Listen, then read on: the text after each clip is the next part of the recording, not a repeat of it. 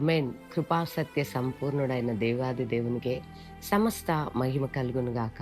ఈరోజు దేవుని వాక్యాన్ని చదువుకుందాం. ప్రకటన 21 అధ్యాయం 3వ వచనాన్ని చదువుతున్నాను.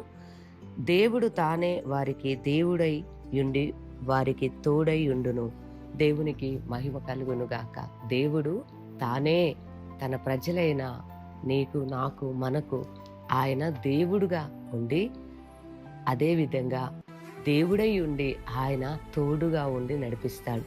అవును, మనము ఆయన ప్రజలము, ఆయన సొత్తు. ఆయన పిలుచుకున్నాడు నిన్ను.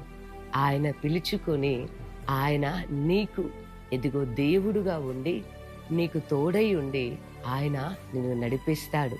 నిజమే, ఉదయకాలమున మనము ఆయనని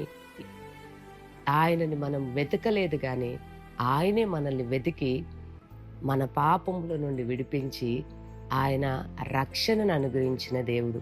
ఉదయ కాలమున ఆయన నీకు దేవుడై ఉన్నాడు. అదే విధంగా నిన్ను పిలిచిన దేవుడు నీకు తోడై ఉన్నాడు. దేవుని బిడ్డలారా,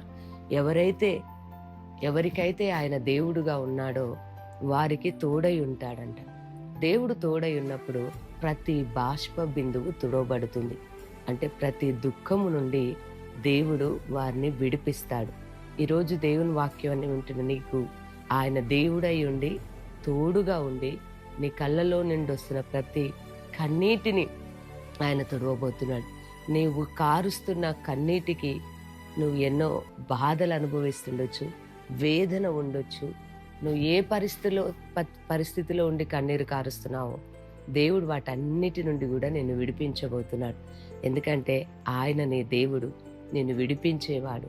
ఆయన నీ కన్నీటిని తుడిచేవాడు. కాబట్టి ఉదయకాలం నీ వాక్యాన్ని విశ్వసించి ప్రభుని స్తుతించండి. మీకు చిన్న ప్రార్థన చేస్తాను.